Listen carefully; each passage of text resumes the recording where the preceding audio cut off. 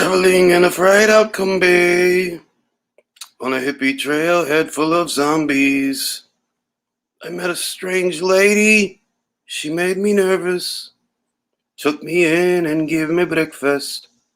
She said, "Do you come from a land down under, where the women thaw and men thunder? Can't you hear that thunder?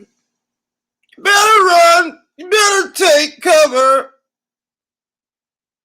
I'm back from a man in Brussels. He was 6'4" and full of muscles. I said, "Do you speak my language?" He just smiled and gave me a Vegemite sandwich. He said, "Y'all know the drill. Post your from. Post your flag. Where you from? Where you at? What are you doing?" William Howard in the building in the USSA. The USA. Hey, yeah, man, we're going to do the early morning boxing talks. Talking about the morning boxing talks. Timmy Nealon in the building. Jared Thompson was good. Tyrese Bew was good. Virtuoso was good all the way from New York City, my hometown. You know what I'm saying? What's another song I had stuck in my head? Don't give away. I don't know what anyway. To find you. I'm flying away. And I'll be coming for your love anyway. Take on me. Take on me. Take me out.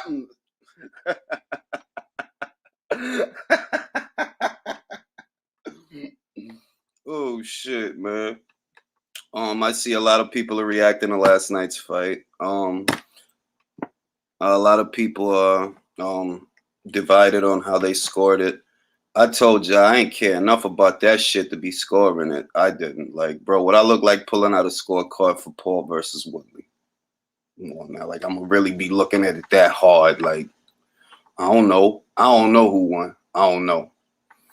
People immediately sent me the Clarissa Shields reaction to like, look, man, she ain't scoring a fight. She's scoring who she has something in common with and who she doesn't have anything in common with. That's all she's doing. And really, that's all a lot of people do when they score a fight, too. That's the other thing. They're just like, oh, well, I have something in common with this person, so they won. Yeah. I dig it, Jared. If I was over there in the UK, I wouldn't have stayed up for that shit either. But it was here in the States. There are actual boxing matches that go on later than that. So it was like, you know. And I got a couple of thoughts. on just the actual boxing stuff. One or two things which I'm gonna reserve for a video, episode of the relay. But yeah, I agree. She's predictable, bro. She's predictable, and most people are predictable. Like they're just they're playing politics and who you got something in common with and who you don't, and just all that butt hurt ass shit. What really resonated with me that I thought about was how it was a missed opportunity because she came out saying a lot of bad things about Jake Paul. I remember when all of this started that she came out saying a lot of bad things about that kid. And I'm like, damn, see, if you wouldn't have been running your mouth, you probably could have fought on his cards. You probably could have fought on his card if you wouldn't have been popping all that shit. But you was popping all that shit. Now I don't know if he's gonna do that. He's a Capricorn like me, so that means that he's forgiving and kind and benevolent, because that's how we are. That's how we wired. But we forgive, but we don't forget. So I don't know. Maybe he will forgive her and not put. Because the shit is, to me, it is a missed opportunity. If you want to get paid over your market value, the way that Amanda got paid over her market value, that would be the way to go. He actually afforded her an opportunity to fight on a big card because it was a big card, like it or not. It was a big card. It had a lot of eyes on it. And it was an opportunity for Amanda to fight on a very big card and make some very good money, the kind of money that she didn't make in the past. The story is that she got a career high purse off of the fight. And I was just thinking, like, damn, see, like, if Clarissa wouldn't have been coming at that dude like that and just keep popping shit at that dude, he probably could have extended her that olive branch to fight on one of his cards and make very good money But you burn bridges just running your fucking mouth. Running your fucking mouth. Burn bridges. It is what it is. She tagged in some dude called Terry Woodley. We know what's next for Jake Paul, B. You know what I mean? Yeah, like we know it's a circus. It's a circus at this point, but it's a circus that pays, and that's the focal point. That we can say what we want. We can turn our nose up at it as you know, boxing purists and boxing fans. We could do the whole song and dance, but at the end of the day, it is an attraction. He is an attraction. He's drawing in a big audience. His boxing matches, you won't get 15, 16,000 people here in America to show up. But 15, 16,000 people traveled to Ohio and came out for the fight. It is what it is. The kid's a draw. Like it or love it, the kid's a draw. And to me, it's like, I don't knock it because I keep going back to the same thing that I said before, that he was already a famous guy before he started boxing. So it's not like he's amassing a following as a boxer. He came into boxing with a following. Whereas for a boxer, an actual pugilist, it's the other way around. You hope to amass the following fight by fight, building your brand, your marquee value with your fights. For the boxer, it's the other way around. You don't come into it with all that. You don't come into it with all that marquee value. You're not a celebrity. You become one throughout the process of throughout the course of your career. So it's different.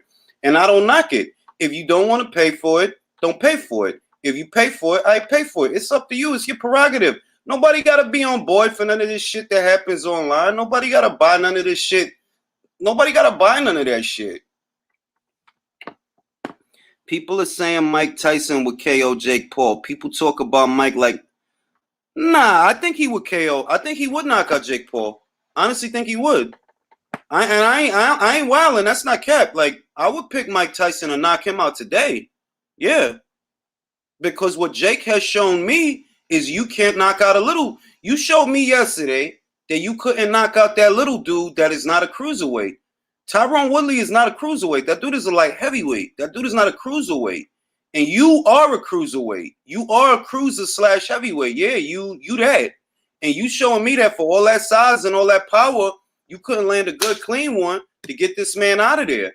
I think Mike could knock them both out. If you want my honest opinion, I think he would have knocked both of them out. It's different. There's certain things that Mike Tyson has done throughout the course of his life that are wired into the fibers of his muscles, his muscle memory, staying off the line, looking to hit you with a shot that you don't see, hook to the body, uppercut to the head. None of that. They don't know nothing about that. Like them cats, like they don't know how to. They would not know how to deal with a dude, even a 60-year-old dude that smoked mad weed all day.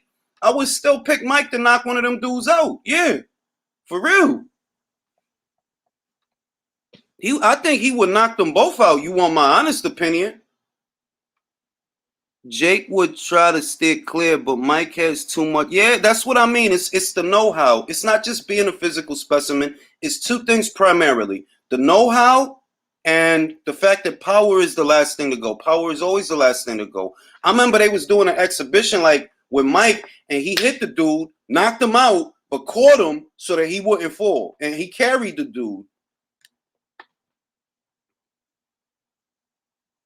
Yeah, what Tyron Woodley is not a big dude. He's 170, like what, 5 foot?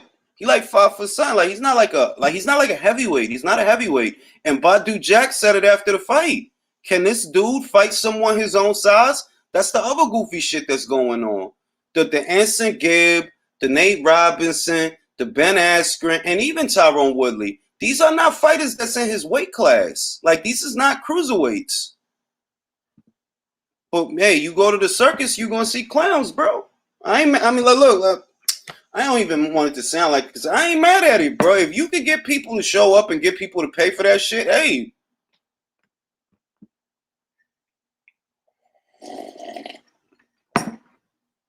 Jesse from Pico Rivera, East LA. Shout out to you, Jesse. Jasper was good. Angel Santos was good. Yeah, I agree with you, Angel. I think he would smoke both their ass like a blunt, like easy. Like that shit is not even like, I don't wrestle with that. I think he would knock both them dudes out. I don't wrestle with that. I really do think he would knock both their ass out. After Canelo takes care of Plant, he should collect an easy payday. Shit. I would love that because I think Canelo could stop that dude. None of those guys can hit Jake with punches he doesn't see, and those are the punches that knock people out. You can't rely on Nate Robinson to set up a counter shot. Create an opportunity that affords you the chance to hit him with a punch he doesn't see. You can't rely on them to do that. To feint and maybe, you jab at him, you throw maybe 3, 4, 5 jabs throughout the course of a round or 2 rounds to get him worrying about your jab so that he forgets about your right hand. Or maybe, you throw 1-2s and shit like that, 1-2s, 1-2s, 1-2s, and then out of nowhere, oh shit, a body shot. Oh shit, an uppercut. 1 second, y'all. 1 second.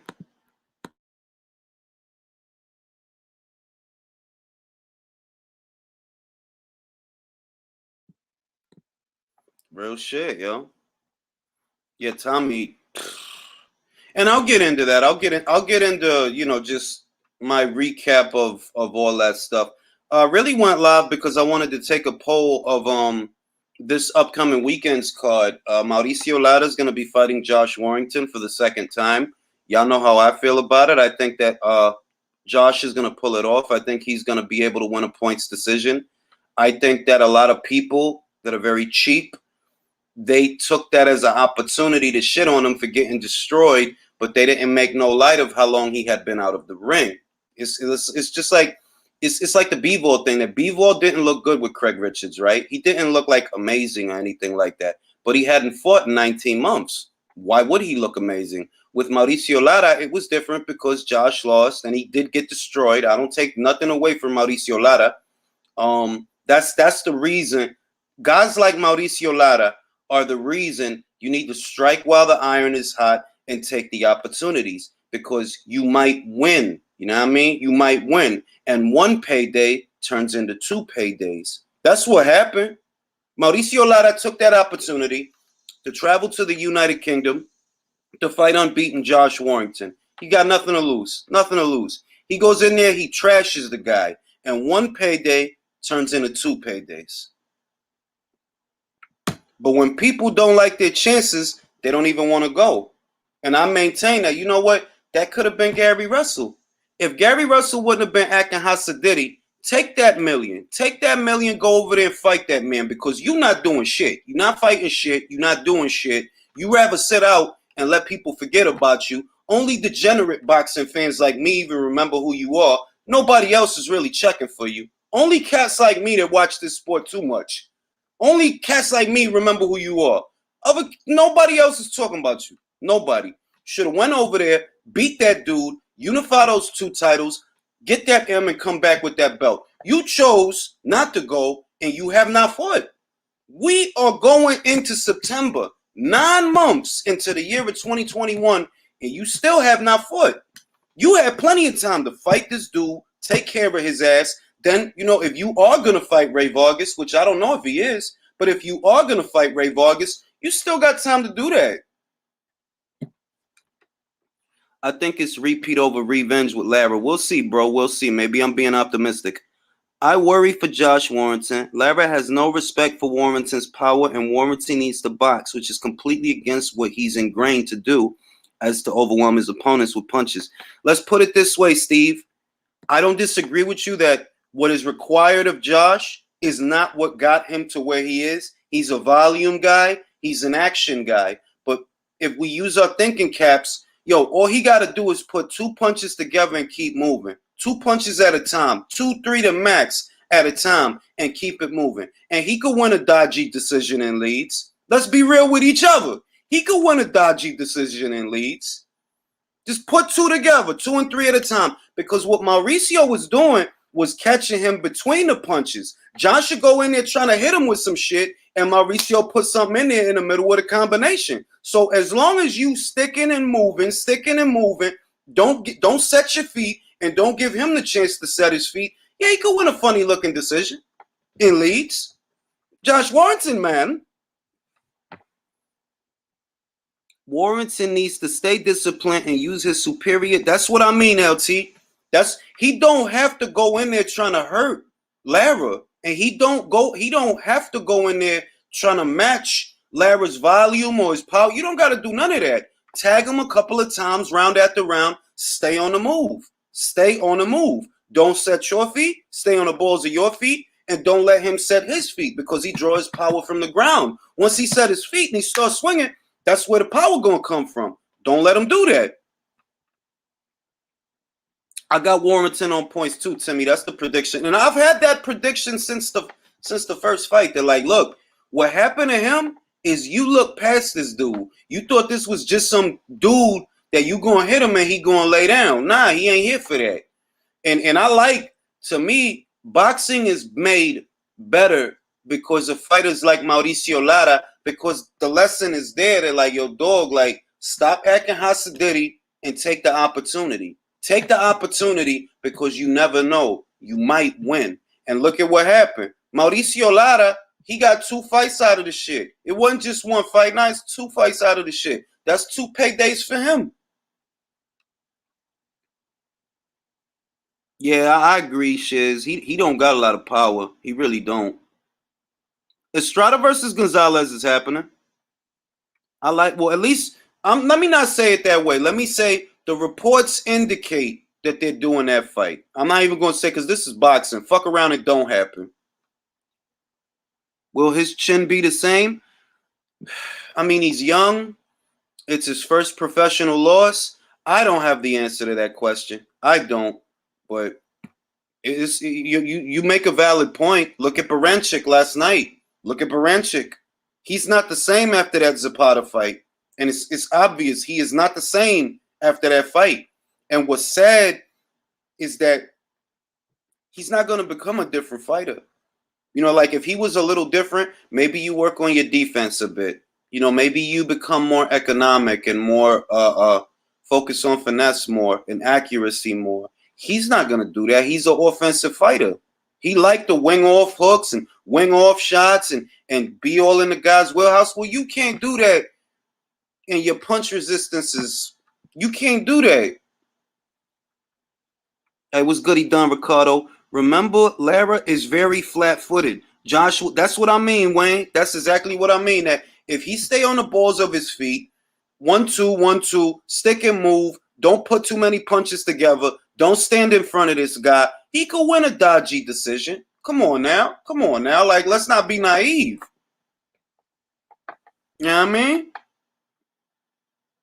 Yeah, man, his punch resistance is gone, bro. His shit is all the way gone. Like, traveling in a fried out combi on a hippie trail head full of zombies. I met a strange lady. She made me nervous. She took me in and gave me breakfast. She said, do you come from a land down under? Where women power and men thunder. I'm going to start doing musical interludes during these lives because music randomly pops into my head. Warrington is 30. He's been in wars. He also trains at 1,000,000 miles per hour. He also trains at 1,000,000 miles per hour. He either changes and becomes smarter, or this is the beginning of the end for Josh Warrington. I hate to sound so negative, but you're not wrong. If he's going to make adjustments that carry him through the next chapter of his career, this is the moment. This is when it happens. It either happens now or it doesn't happen at all, and this is the beginning of the end. I choose to be optimistic because I believe there's still enough left of him. He wasn't doing, like, he got beat up in that fight, but it's like it didn't start off that way. Like, he found out that, yo, this Lara cat could crack. Like, he hit hard. He found it out. So now that you know that, what are you going to do with that information? Now you know, don't trade with him. Now you know, don't stand in front of him. Now you know, don't put 3 and 4 and 5 punches together. Now you know all of that. You have the information now that you didn't have before. I think, yeah, it's possible that he can take that information, use it 1-2 at a time. 1-2 at a time. Just don't stand in front of the guy. You can win on points. Now, beyond that fight, I'm going to tell you, I'm gonna tell you, he don't beat Galahad. He don't beat Galahad. No, he do not beat Galahad is getting better. So it's kind of like what Kid Galahad said on pitch boxing, which I think is a kind of dope thing they got that they get opinions from everybody. Kid Galahad, I think it was Kid Galahad. Was it boxing? Or was it Tasha he was sitting next to? I can't remember if it was Tasha. I think it was Natasha Jonas he was sitting next to. And he said that, like, yo, look, even after that, what he gonna do? Who he gonna win a belt from at featherweight? Who? He not gonna win a belt. I tell you right now, he won't win a belt from Kid Galahad. Nah. You definitely ain't gonna win a belt from Emmanuel Navarrete. Nah. Gary, your best bet would probably be Gary, but come on, he's not gonna beat Gary. Inactive and all, shit talker and all, garden gnome and all. He don't beat Gary Russell. So what Kid Galahad said was true. To like, yo, even if he get through this, what he gonna do after that? What he gonna do?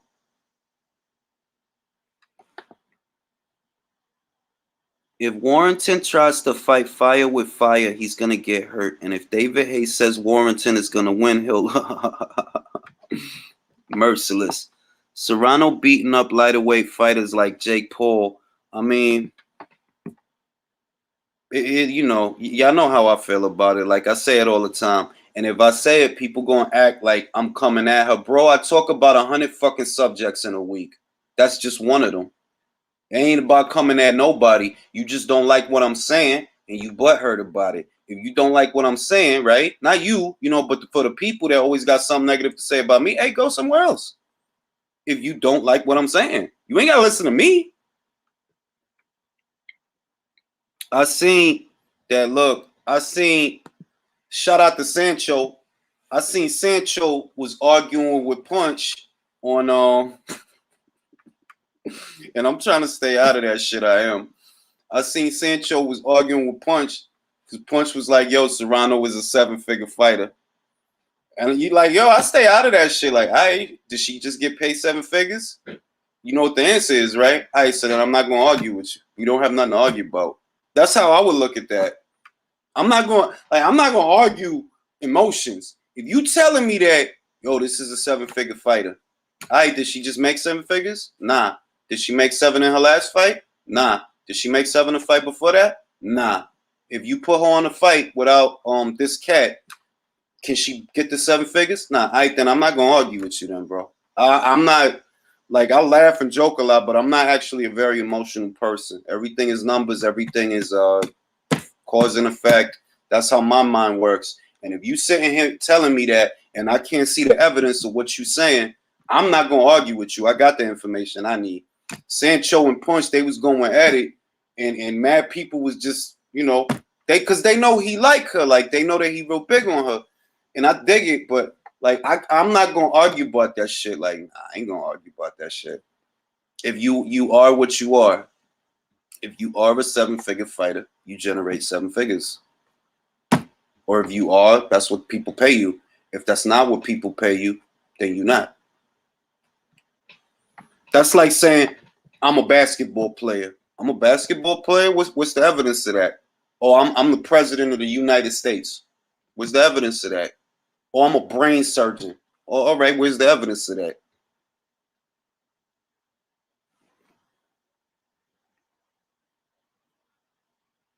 All right, I'm going to let my man Rob in the building. My man Rob, all the way from the UK. Post this link, so get this party started, right? Let's get this party started quickly, right? Sitting up to the left, yo, sitting up to the right, yo, sitting up. All the old freestyle heads, they gonna remember that. Y'all know nothing about freestyle. Silent morning, I wake up and you're not by my side. Silent morning, Maria, she's the sweetest girl I've ever known, Maria. Y'all know about that freestyle, man. Y'all know about that.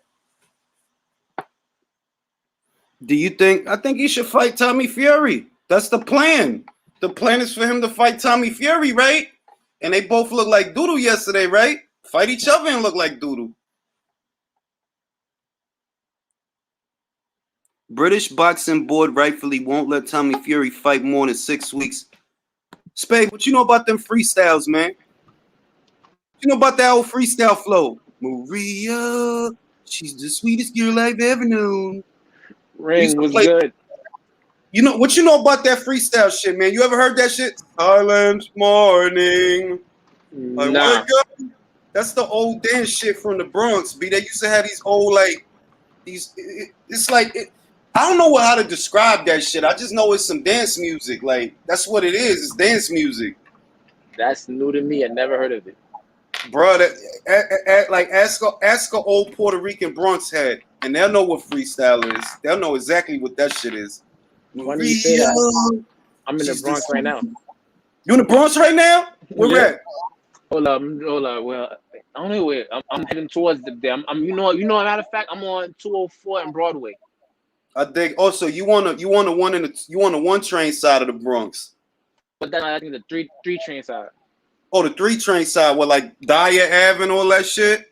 I think I passed that. All right, cause I just drove all the way up from Presbyterian Hospital on Broadway, and I'm coming. All right, I know Presby. I know Presby. That's a nice neighborhood. If you take Broadway going all the way up, I'm like right now I'm on West 204. I'm still going down. Yeah, so you need a 1 train side then, because a Presbyterian, the 1 train will really the A, and what's the other shit? The A and the C. It's the because they all converge. Yeah. They all converge on 168th. All of the one, and the A, and I think it's the C train. Yeah, you right. Cause right now I'm passing the train station. I think I see the A train. Yeah. Yeah, Broadway. I'm going down. Real shit. I know Virtuoso gonna know about them freestyles. I know he gonna know about what you know about Maria. She's the sweetest girl I've ever known. Maria. What you know about that shit, Virtuoso? Silent morning. I know some of the freestyle. Like I've listened to KTU. They used to play that shit, that type of music. Not really into it, but you know. It was a thing back then, you know. I was into that shit when I was young. I thought that was the coolest shit ever, yo. Freestyle music. I thought because it sound like movie shit. Mm-hmm. Hold on. When you say free, hold on. I fuck with house music though. Yeah, pero eso lo que es house music. That's what it is. Mm-hmm. You know freestyle, Spade. You know freestyle, B. Matter of fact, remember Scarface? In the scene where I think not Sosa, but the other dude that sent the 2 guys to kill him, and they were playing that song "Strangers in the Night," exchanging that type of song, that type of music. No, because like freestyle is after that genre of music lived somewhere between the 80s and the 90s. That's where it lived, like somewhere between there, and it's like house dance music, and like yo, mad people in the Bronx Like ask an old Puerto Rock, yo, what's freestyle, and they'll tell you. I'm not Puerto Rican, by the way, but I know what freestyle is, but I'm not Puerto Rican though. I'm not. If you ask them, they'll show you the playlist on their phone. Trust me. Yeah, like they'll show you the whole motherfucking catalog, and I bet you gonna see "Silent Morning." I wake up and you're not, but that because everybody know that. Everybody played that shit when I was young. Like yo, everywhere I go, I keep hearing this fucking song. The fuck. I have no idea. Bruh, you from New York. How you don't know what freestyle is, B? Yo, like, I really don't, man. Like this sounds. Bro, go to East Harlem. I'm 30. Oh, that's so why. You're cut off. You're cut off. Yeah, that's the thing. Like, go to East Harlem. Go to old Puerto Rock, yo, and ask them like, yo, what's freestyle music? Like, what is that? Like, somebody told me freestyle. He gonna start showing you mad shit, yo, mad shit. Stevie B and all of that. Yeah. But real shit, like I see you seen that they was arguing with Punch Virtuoso. You know, I didn't see that, but I know Punch Knock is a very strong advocate for women's fighters' pay, but I look at this thing pragmatically because like where's she gonna get that money and fighting who? That's what I'm saying. That's all it Like, boils down to. like I think the misconception I think is that people think if I'm saying that I don't think Eddie gonna do it, that I'm against it. No, I'm just telling you I don't think that. I know. I'm telling you I don't think he gonna do it because business wise it don't make no sense. That's what I'm telling you. And if you want to get mad, all right, get mad. But I don't think the way you get paid in this sport is based on what you generate. And I think that it was great that Jake did what he did. I think that was very noble and very admirable of him to make sure that Jamie and Amanda got good money. But that's generosity. That's not the way that other cats is gonna handle it. They're gonna look at it like, yo, you want 7 figures? You're not a 7-figure fighter. I'll say this, man. What Jake Paul did is pretty much a low boy. Like, he did better for women's boxing than any of these American promoters over here stateside. Yeah, like Except for Lou. I'm gonna mute your joint, Except for Spade, Lou. because you got a I'll lot give of credit car for that. noise. You got a lot of car noise. Yeah, my Spade. fault. Let me mute myself.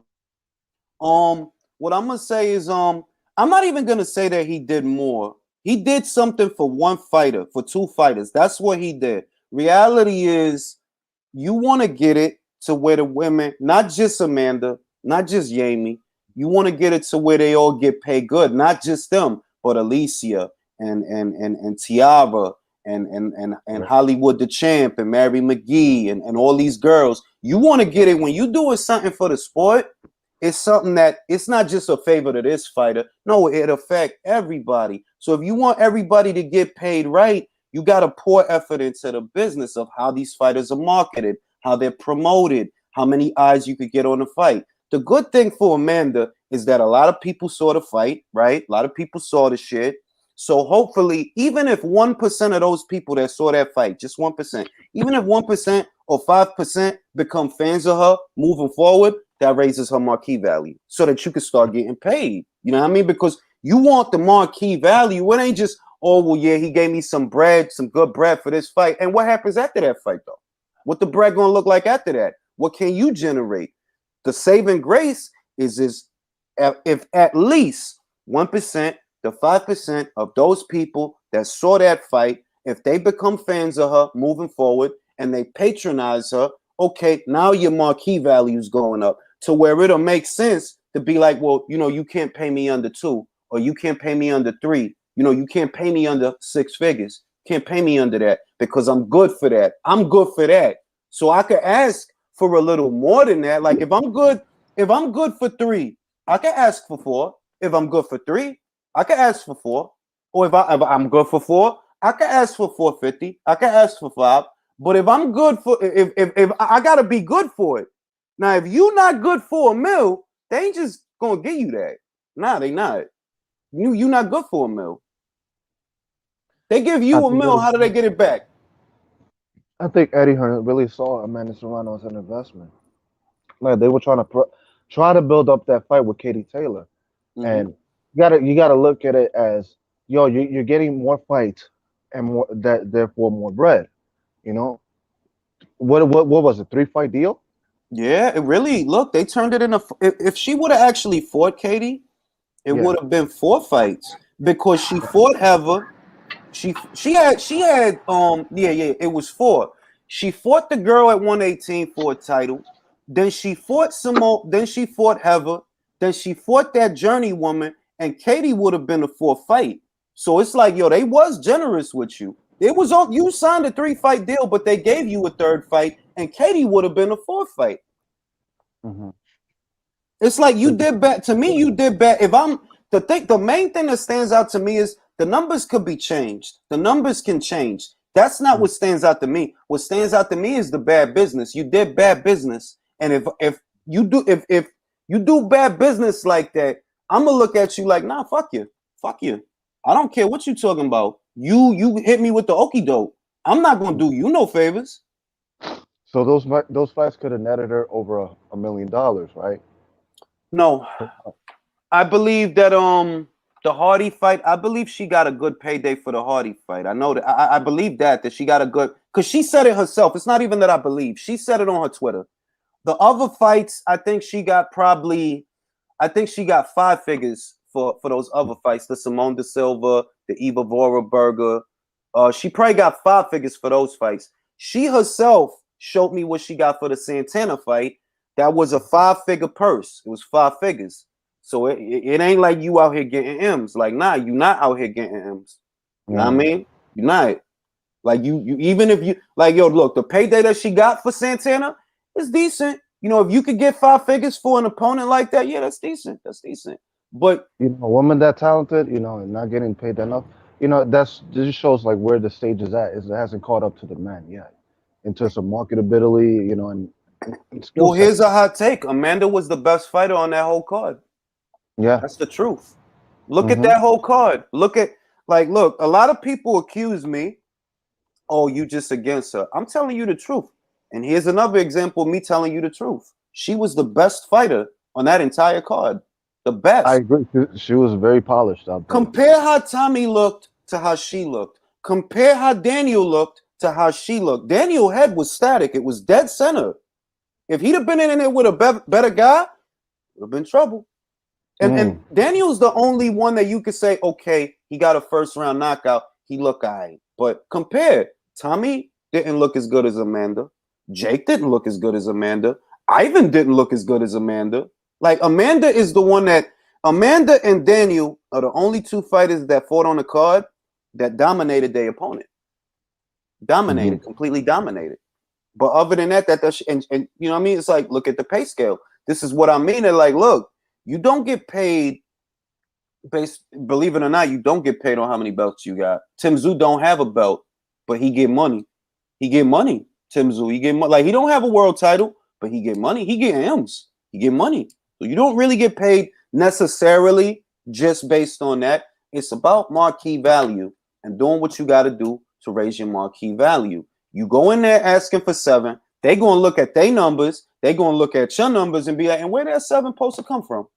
What, you just want us to give you 7? You think it's Christmas? Yeah. We're not going to do that. With that being said, right, because I was having a similar conversation yesterday with a homeboy of mine, right, where I said, at this point, boxing is more of a theater and less of a sport now. Being that, because it does make sense, right? As like, you have to put yourself in the position of opponent, right? I only could pay you what I can get back, right? But at the same time, if I'm the best fighter, I expect to get paid. I don't care about my my popularity. So it's a double-edged sword. The other thing you got to look at is this, right? Because I read a lot of what Punch was saying, that he's like, oh, it's always other money. Bro, Fox has other money, right? Fox is not a boxing network, feel me? Like, they have other programming, they have more money. Just because you have other money doesn't mean you want to use it. Period. Essentially, like I think the argument that Sancho and Punch was having, this is how I look at it. Would I pay $10 for a $5 product? No. No. Would I pay, if a pack of Newports is 5 and change, why would I pay 20? Why would I pay over the market value? Why would I do that? How is that a benefit to me? I wouldn't, right? No, most people wouldn't. Most people wouldn't. It's the truth. If not all people, they wouldn't. It's the truth. So if you getting out here and you getting out here for X amount of dollars, you happy to get out here for X amount of dollars, right? I'm willing to pay you over that. I'll pay you over that. Like, look, okay, so if you get out there for 100,000, I give you 200. Yeah, that's reasonable. That's within reason. Asking for 7, that's not reasonable, bro. Now you wilding. Now you wilding like 7 figures. You wilding. You just gotta look at the value of the fight and the stature of your opponent. I mean, I'm not gonna go deep into that. I mean, real shit. Like, it's simple. The one that's financing everything, you wouldn't go to Bob talking that shit. You can't go to Al talking that shit. You can't go to Oscar talking that shit. What they're using is the good nature of this cat that don't have to do what he's doing. You're trying to use that man's good nature against him. And that's why I find it despicable, because you don't worry about those that ain't doing. You trying to exploit those that are doing. That's what you're trying to do. It's all good to fight for 5 figures and 3 figures. Oh, you good. You good. It ain't about nothing. Then you do that happy. But let this man get involved. Everybody want the moon and the stars. And that's the shit that I look at that like, yo, y'all a bunch of shysters. Y'all a bunch of shysters. And they got mad, they got tight that they couldn't, finesse this dude out of $7 million. Yeah. That's what it like. You think that he just because you got it, like, yeah, I got plenty of bread. That don't mean I'm gonna give it all to you. Why would I do that? To what fucking reason would I do that? Unless she fighting Canelo, I don't know. Like, shit. You know what I'm saying? It's like if the market value is a 5-figure fighter, okay, let's give the fighter 6 figures, a little over 6 figures. If the fighter's market value is 2, okay, I'll give you 250 to 3. If market value is 3, okay, I'll give you 350 to 4. But I'm not gonna fucking finance your retirement plan like you wildin'. What the fuck you think this is? The fuck? And don't beat the drum about this and that, because you'll get out there and fight someone and pay them way less than you want me to pay you. Think about that. What did Santana get for the fight? I bet you she ain't get what you asking me for. Right?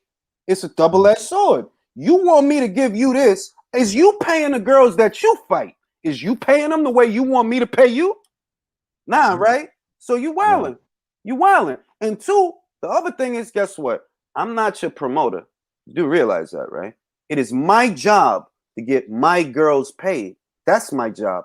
And you are no longer one of my girls. So you got your promoter, right? You have a promoter. Let him get you paid. Let him get you to 7 figures. Because everybody putting the onus on everything on this cat. Nah. You got a promoter. You have a promoter. You got a manager. They like to start shit with everybody. So let them get you paid. Let them get. You want 7? You want 7. Let them get it for you. And if they can, great. But I ain't just gonna give it to you. Yeah. Bottom line. Shit. I mean, go ahead, Timmy. Yeah, it's the same thing. Just jumping on that whole, you know what I mean? With they want to get a whole heap of money out of Eddie and all that kind of stuff there. Heather Hardy was no different. She was doing the same thing, saying, I won't fight for that. And yet she goes on another card and gets 10 grand or whatever. So it's just a case of people wanting to get as much money out of him as possible. You don't get the UK fighters over here doing that at all. No, it just seems look, the American women fighters wanting more when none of the American promoters are doing anything. That's what I mean. Like, look, a lot of people wonder why I have a soft spot for fighters like Beck Connolly or Dora the Norek. Well, Beck's been matched tough her whole career. Like, she's been matched tough. Ramla Ali, fucking Ebony Bridges, Ellie Scotney, I think she fought her too. She fought a lot of fucking girls. And I got a soft spot for them because you know what? She a fighter. She acting like a fighter. She ain't going in there acting like a peacock. She acting like a fighter. That's, you know what I mean? So I'm gonna have love and respect. They're like, yo, they could have been like, suck my dick or give me more money. They could have did that, but nah, they fighters. They get out there, they fight. And then I see the situation. I'm like, yo, how come it's only about equal pay when Eddie Hearn is involved? Y'all get out there, you fight for 4 figures, 5 figures. If you're lucky, you fight for 6. If you're lucky. What it is, Rank? I think people get they get convinced, or rather hypnotized by taglines. I think that Earn with Hearn shit, I think that got to them. And they think, oh, this guy's a billionaire. You know, it's like, I don't know, man. I don't know how to explain it, but I think I know what you mean. And you don't become a millionaire. Standard, like that's how I look at it. Like, it's entitlement. You don't become a millionaire giving shit away, and you don't stay a millionaire giving shit away. Like, I'm sorry, is that how you think this works? You want me to pay you over your market value. Why should I do that? How does that benefit me? Because we're trying to improve the infrastructure of this sport. That's what we're doing. And me throwing a bunch of money at you doesn't do that. That doesn't do that.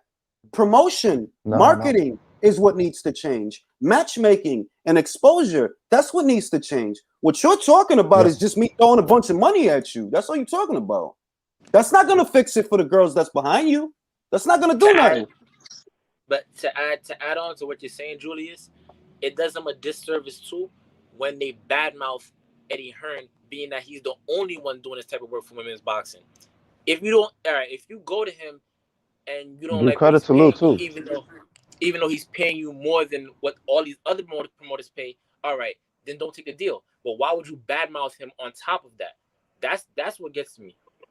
Legit, like look at the Jake Paul shit. The Jake Paul shit. Clarissa started off talking wild shit about Jake Paul, right? And I was just thinking about that fight last night, that card, and I'm like, see, if you wouldn't have been talking shit about this dude, he probably could have got you paid and watched by a lot of people. But you was talking mad shit, and here you are still talking mad shit, like Tyrone Woodley. Tyrone ain't win shit, man. Fuck is you talking about? Fuck, he won. How? Right? You keep talking shit, burning bridges. And you, same shit with Amanda and Eddie. You burning bridges.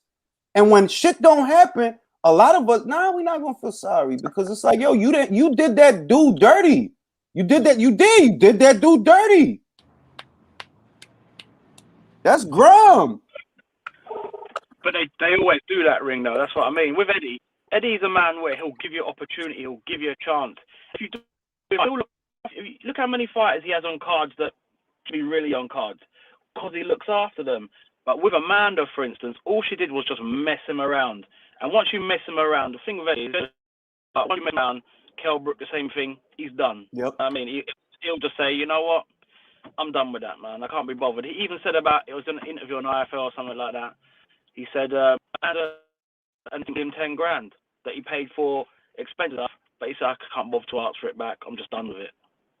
Look, Terry Harper was very recently on a podcast with this lady. I forget her name, real nice looking lady. She did a podcast with her, and the lady asked her about Eddie, and she was like, yo, look, people got their opinions. Terry said this. Terry's like, people got their opinions on Eddie, but he be looking out for his fighters. I could say that. He be looking out. Like, yo, you want some bread? I remember when she was talking about her medical bill, yo, he shot her the bread. He's like, yo, I'll send you the bread for the medical shit. You can see that he's a good dude. You can see he take care of his fighters. The misconception is that he has to take care of you. No, you have a promoter. You have that. It's their job to take care of you. Not him, not his. You wildin'. You want him to pick. You want this one cat that's over there to take care of everybody. Nah, he can't take care of everybody. You gotta beat the drum with your own promoter. Yo, take care of me and all of that. And I'm not saying that they don't, because, for example, when I interviewed Heather Hardy, she told me, yo, Lou's a good dude. Lou will look out. And I see that. They're like, yeah, he'll look out as best as he can. He will do what he can. He will work for his fighters. I see that. So it's not a knock on nobody. It's just that people look at these situations and think that because he has to do. No, he does not. That is not how business works. That's not how life works. All right? Motherfucker, like, you keep waiting for somebody to give you some shit. You need to go out and get. Fuck giving me some shit. You need to go out and get. Because look at Ebony Bridges, and a lot of people don't like that I'm a fan of her, but that's what self-promotion could get you. All right? The girl got 6 fights total, and she already got a fan base and all of that. Already got sponsors and all of that. That's what working hard could get you. Now, if you rather leave it in somebody else's hands, that's your motherfucking prerogative. Matter of fact, to add on, and she promotes herself. Matter of fact, to add on, right? A lot, like I said earlier, the biggest issue I had was like the ladies talking bad about Eddie Hearn. But here's one thing I don't see. I don't see them criticize other promotions for not promoting women. Why would you go after the only guy that does promote women, but they don't say it? Because Al Heyman doesn't do it. Bob Arum doesn't do it. Fish Eyes doesn't do it. Feel me? Look, when I interviewed Heather Hardy, she told me that one of the people, event coordinators, was actually campaigning on her behalf to have Al sign her, because that's when the PBC was doing a lot of business at the Barclays. I'm sure y'all remember they had a lot of fights at the Barclays. And she said, like, one of the cats was like, he's trying to tell Al, like, yo, sign her. And I do think he should have signed her. I do think that would have been smart. Al don't like girls. He don't like girls, and I think he's an idiot. I honestly believe, yo, you're a fucking moron. How much? If you sign Clarissa, for example, I know that she's not everybody's cup of tea, but with you, yeah, y'all could do good business. No, you're a dickhead. You don't want to do that. You got Alicia Baumgartner.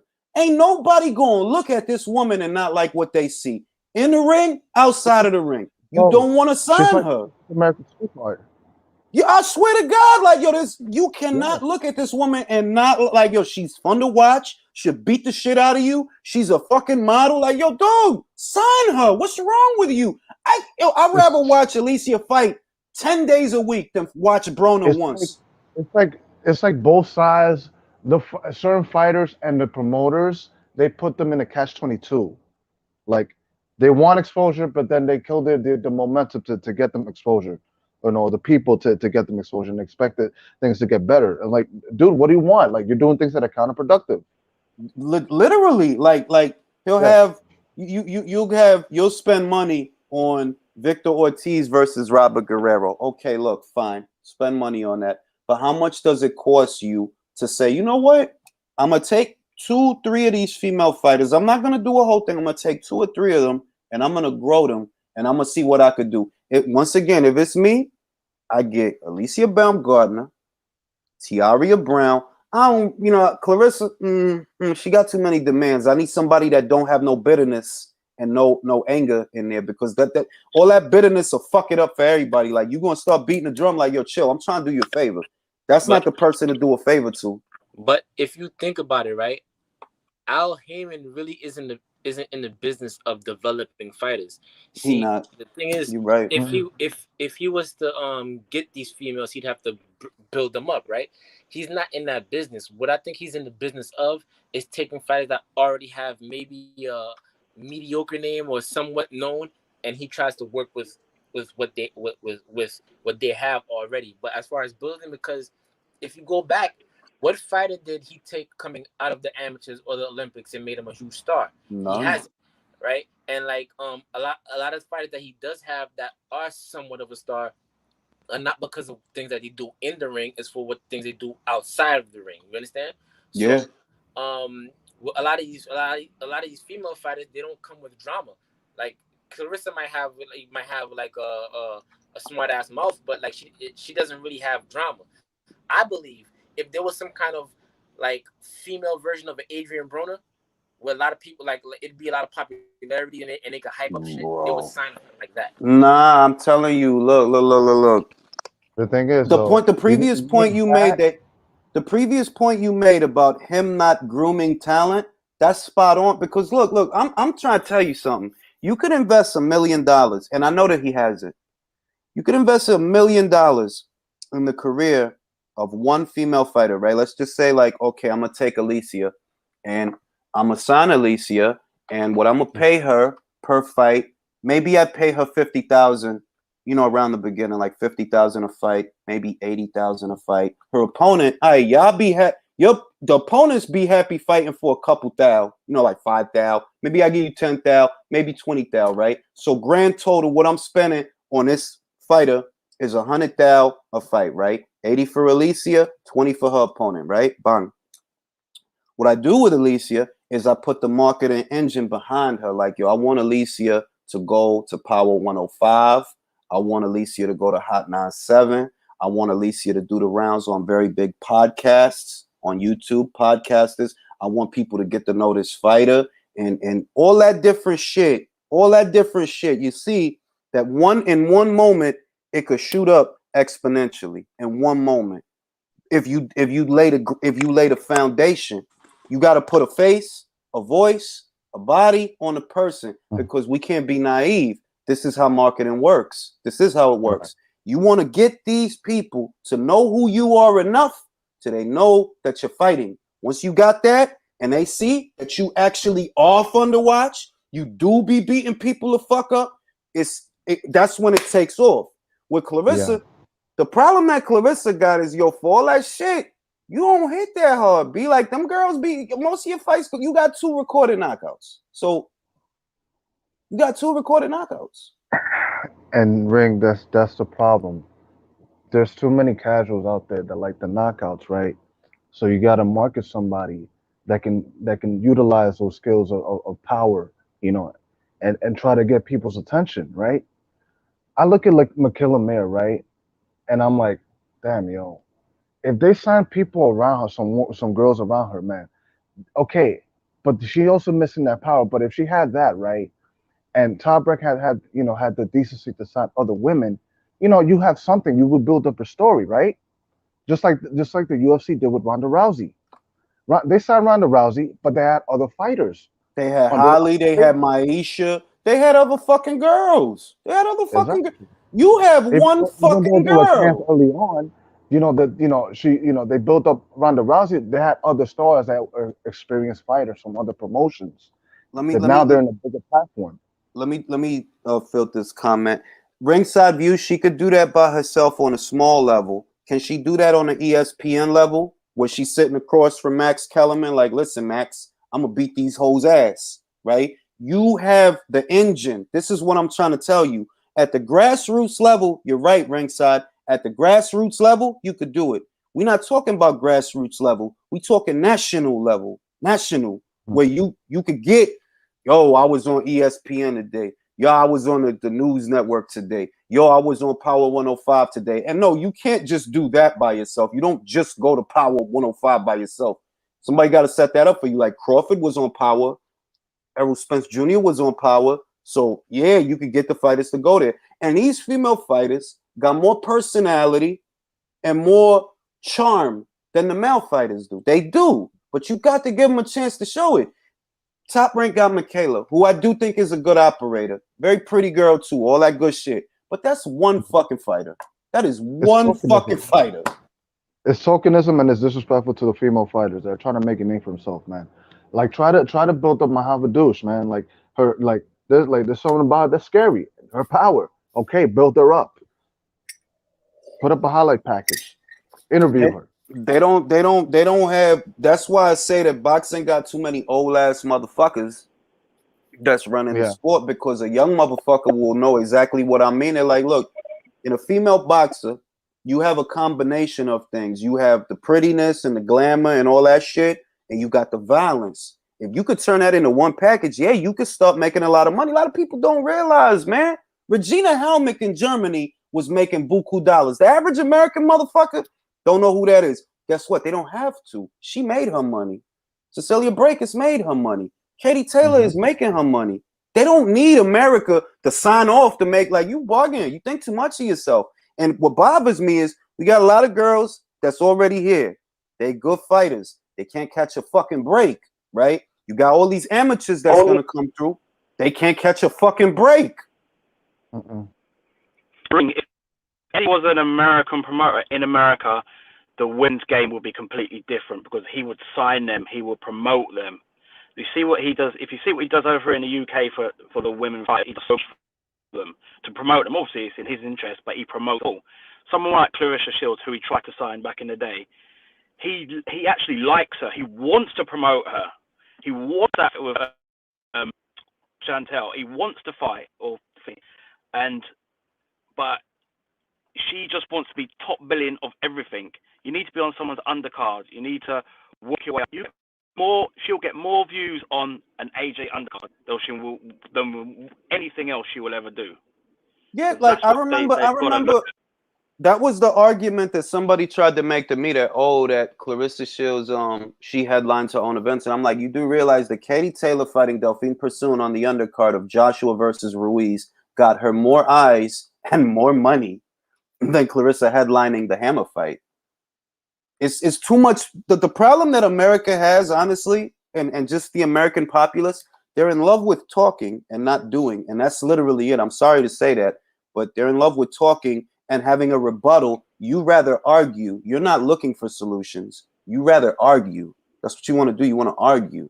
So win your fucking argument and see what happens. You left the sport to go to the octagon. Did you win the argument?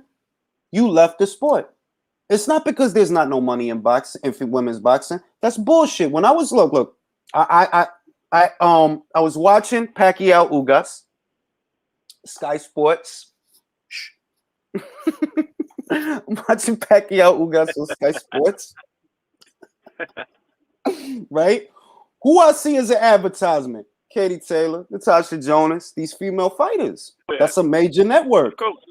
That's a major network. You see what I mean? Major network advertising, not just guys. No, they advertising fights, right? Now on Fox here in America, which I think would be close to the equivalent of Sky. What female fighters are they showcasing on Fox? This many. All right? And it ain't because we ain't got them. I think the States are just wary that when you sign these young women, of course, at the beginning, you're not going to make massive amount of money. You've got to put investment into them, and they're just not willing to do that. You get bag, first of all, when you sign Katie Taylor and all fighters, you had to put money and work into it. When you do eventually get there, you'll get the money, but they just don't seem to be willing to invest in the fight. American women fighters are amazing. They are absolutely amazing, the women there. Jesus Christ. But watch what he does with Ebony Bridges. Now he's got her fighting regularly. Of course. And build her up. She's already big over here, ring. She's massive over here already. People are watching just to see her. And do you know what I mean? That's partly, she's done a good job herself, don't get it wrong, to get to notice Eddie Black. But he'll get her out there, get her working. I prayed to the boxing gods for this little Australian fighter over a year ago. I'm like, boxing gods, get that woman to the UK. The boxing gods know my name. Any fighter that I vouch for, they gonna be all right. Because I was vouching for Chantel when she was with Cyclone. Most motherfuckers don't know that. I was vouching for Jessica before she was even on Katie's radar. And I got all that shit is saved to the to a playlist. I'm like, yo, certain fighters I could see they got it, right? It's a lot of fighters in America, they got it. But I'm like, I don't see who can take up the reins here. I don't see who could take up the reins here to do for American boxing what he's doing for those girls. I don't see. So, and it's sad. It's sad. Damn, Julius, you must pay a lot of money for Sky service all the way in New York.